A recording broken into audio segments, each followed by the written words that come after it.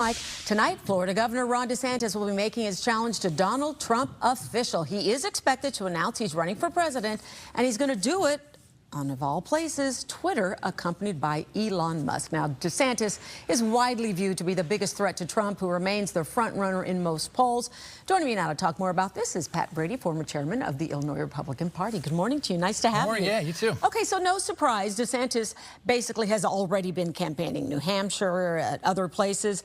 But the question is it a little late to be jumping in, and what kind of impact is this going to have? I think the timing's about right. It is, believe it or not, late historically, but I think the timing's about right. But there are a lot of other people that are in. There's Nikki Haley, there's Tim Scott, Governor Sununu from New Hampshire might get in, so it's going to be a pretty big field, maybe even Chris Christie. Okay, so what do you think about him doing this on Twitter? Interesting. Well, you know, you can kind of judge by Trump's reaction to what DeSantis is doing, and he reacted to it yesterday saying, wow, this is stupid, this won't work. So maybe it's a good idea. I'm not sure. I kind of like the more traditional approaches, but hey, the whole thing is to garner attention and raise money, so let's see if it works. Okay, so let's talk about this now. So what do you think DeSantis is going to have to do? Because even the latest polls are showing that Trump is way ahead by as much as 30%. What's it going to take for DeSantis to give him a run for the money in the primary? You got to remember in these primaries, these are state by state, so ignore the national polls. That poll to me is meaningless, the down 30.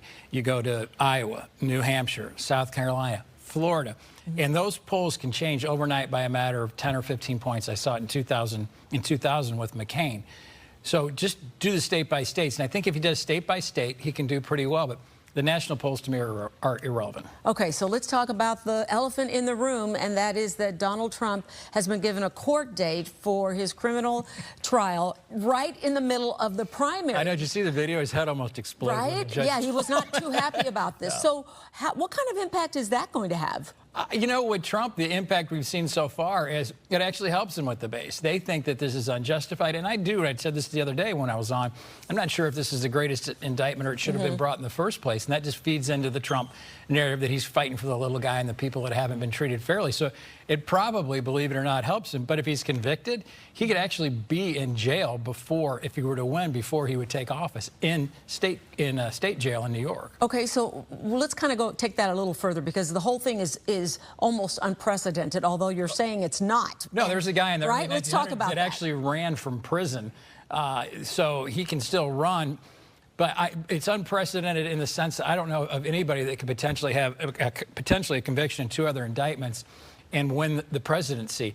But the interesting dynamic in this race, and it's been this way for a while, is both the parties can't stand their potential nominees. Right. Nobody really wants Trump. He's not a likable guy, but they hate Biden more in the same way. So it's more negative support for the other candidate than it is we're getting behind you like Obama or McCain. Okay, so DeSantis has said the reason why he should be the choice for the Republican Party is because he is the only one who can beat Joe Biden. Yeah, not true. I like Governor DeSantis, but we have Nikki Haley, a very impressive candidate, former governor of South Carolina, ambassador to the UN. Tim Scott, probably one of the most likable guys you'll ever meet in politics. Also, a South Carolina senator who could garner a lot of support from his Senate mates. Then you've got this guy, Chris Sununu out of New Hampshire.